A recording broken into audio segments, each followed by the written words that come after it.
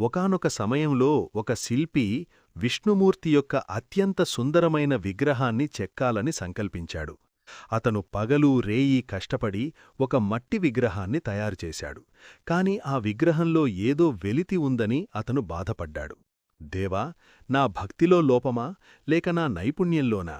నీ రూపాన్ని పరిపూర్ణంగా ఎందుకు చూపలేకపోతున్నాను అని ఆర్తితో ప్రార్థించి నిద్రపోయాడు. అప్పుడు సాక్షాత్తూ ఆ వైకుంఠవాసుడు ప్రత్యక్షమై ఆ శిల్పి భక్తికి మెచ్చి తన చేతులతో ఆ మట్టి విగ్రహాన్ని స్పృశించాడు. ఆ దైవిక స్పర్శతో మట్టి విగ్రహం వెలిగిపోయింది. భగవంతుడు ఆ శిల్పికి ఒక రహస్యాన్ని బోధించాడు. రూపం ముఖ్యం కాదు, ఆ రూపం వెనుక ఉన్న నీ నిష్కల్మషమైన భక్తే నాకు ప్రాణం. నీవు నన్ను ఎక్కడ ప్రతిష్ఠిస్తే నేను అక్కడ ఉంటాను.